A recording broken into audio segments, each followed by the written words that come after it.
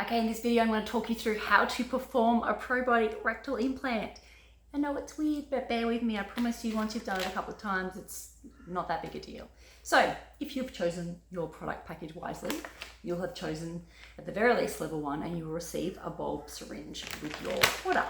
Okay? This looks like this. It has a very small tip. It's very tiny. It doesn't hurt to insert. I do recommend you use a little bit of coconut oil around the anus to lubricate, and so that will slip in very, very simply and easily and pain-free. Now, to prepare your probiotics, you are using 1 flat scoop of this, okay? You don't have to do it heaps, it's only a tiny bit. You're gonna put a tiny little bit of water in a mug. I choose a mug because it's got a wider entrance, so easier for you to work with, okay? So we're talking 30 to 50 mils of filtered water.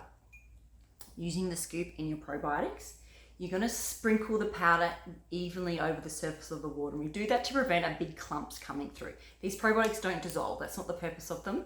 We want them to float around loosely in the water so they can not clog up your syringe. So sprinkling it over the tip of it. You want to use lukewarm water, not obviously too hot because you're going to burn them, and obviously not too cold because that's just going to be uncomfortable. So lukewarm water, 30 to 50 mils.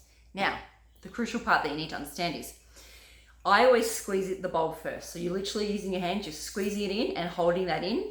You will then put that in the cup into the water, and you will allow this to slowly release. In the process of doing that, it's going to draw up the liquid from your cup. This is now filled with water. Okay, you're going to lay on your side, use your coconut oil for lubrication.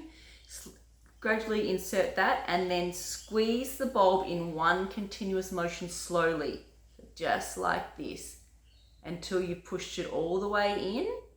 Some of the liquid may not X out of here, but most of it will. Then you're pulling it out before releasing it back in. Done. Now, if you're doing this inside you, you're going to be sucking the water back in and back out. So just to repeat that again, squeeze it in first, insert it in the water, draw the liquid up into the syringe, insert it, squeeze gradually, slowly, pull it out. Ta-da!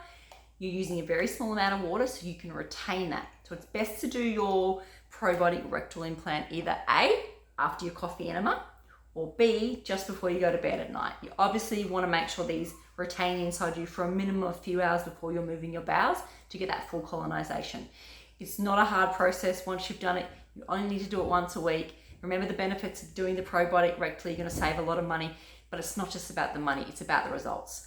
I give you these weird, wonderful things because they work, not because I'm a weirdo. We're biohacking, which means I want to get you the fastest results, the best results for the cheapest amount of money, and this is why we do it. So please trust in me, have faith in me, and understand that if you want to get your microbiome up, if you want to keep your microbiome thriving, if you want to get the best results with your health, to do your rectal implant once a week, ongoing for the rest of your life, is going to make a world of difference to your longevity and warding off chronic disease.